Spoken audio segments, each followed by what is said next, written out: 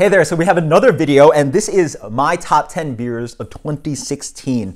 And first off, I have to say that this list has a lot of young breweries. It's a really exciting time right now. A lot of the breweries on this list are, 1 or 2 years old, and, the other ones are barely older than that. So it's a really exciting time in craft beer. Number 2 is that 4 of the breweries are actually from New York, and there's 2 reasons for that. One of them is just bias. I'm in New York, it's the beers I'm gonna try, and there's certainly a lot of awesome local breweries out there that I haven't tried, so that's a reason why some of these breweries have not made the list. But then the other part is that it's actually objectively a crazy thing that's happening in New York right now. In 2016 was absolutely crazy for New York. We definitely outdid ourselves and overrepresented ourselves in how good the beer was. So New York has certainly become one of the top beer destinations for craft beer in the country, and I think this list sort of represents that. And so if you look up these breweries, they're just super, super amazing beers and breweries out there. So let's start off. Number 10, we have Bottle Logic Fundamental Observation. So the beer that I did for episode 1000, one of the best bourbon barrel aged beers I had of all year, and this is an absolutely amazing beer. Number 9, we have LIC Beer Project Pile of Crowns and Wild Style. So LIC Beer Project is pumping out some of my favorite IPA in New York. So huge shout out to them, and can't wait to try more of their sours and other stuff that they do in 2017.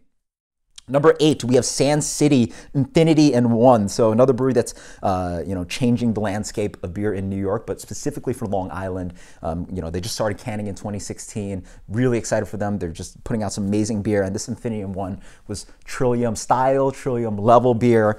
I can't wait to try more from the Infinity series from them. Number 7, we have Foam Brewers The Nameless IPA. So I got to check out this brewery when I was in Vermont in spring of 2016. And, such a young and new brewery, but they're already pumping out some of the best beer in Vermont. And that's very hard to say with the density of world-class breweries in Vermont, but certainly you have to check them out if you're going for beer in Vermont. Definitely check out Foam Brewers. Number 6, we have Grimm with Magnetic Compass, Lumen, and Catchwave. Grimm has already showed itself that it can pump out amazing world-class double IPA, after image, Tesseract, and whatnot. But 2016 really showed for me that they could pump out world-class IPAs. So I think the Paste Blind IPA article shows that as well. Really excited for them in 2017 to open up a brewery and pump out more beer. Number 5, we have Trillium Pocket Pigeon, part of their Pale Ale Small Bird series. This was the best Pale Ale that I had of 2016. And it's actually hard for Trillium to make this list because I don't put anything on the list that I've had before or before 2016. So I've tried a lot of their beers already, but this was a new one for 2016 and absolutely amazing beer. Number 4, we have Suarez Family Miss Frank. So this list is mostly dominated by IPA, but I certainly see a shift in my preferences and palate, and we have a Franconian lager on here, but just an absolutely amazing experience visiting the brewery and trying out his beers. I definitely see a shift in moving towards loving these lagers, and Miss Frank was definitely the example of that. Number 3, we have The Veil Single Brothers Double IPA. So one of my favorite double IPAs of 2016, and The Veil, again, super exciting brewery, tons of pedigree with the brewer there, and I think, in 2017, I can't wait to try some of his spontaneous beer. Hopefully we'll see that soon. So number 2, we have the Brew Gentlemen Lou 2016. So shout out to Zach, the brewer, who sent this one to me.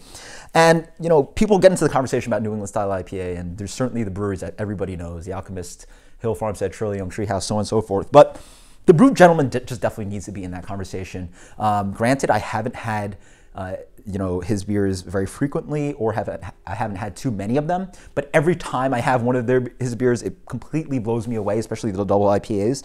So, just one of my top favorite hoppy breweries, and I think they deserved it, number 2. Number 1, we have Treehouse again. There you go. Treehouse, there you go.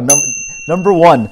One of my favorite, beer experiences of 2016 was doing the Treehouse anniversary, getting to hang out with the people at the brewery, people that watch the channel, and just trying amazing, amazing beer. And so, this mix of all these beers, King JJJulius, Very Hazy, Juice Machine, Doubleganger, all are just so good. I mean, having had a few of these side by side, back to back, each one's better than the other, so it'd be a shame to just pick out one as the best. They're all just so good. And so, Treehouse just pumping out, some of my favorite beers ever.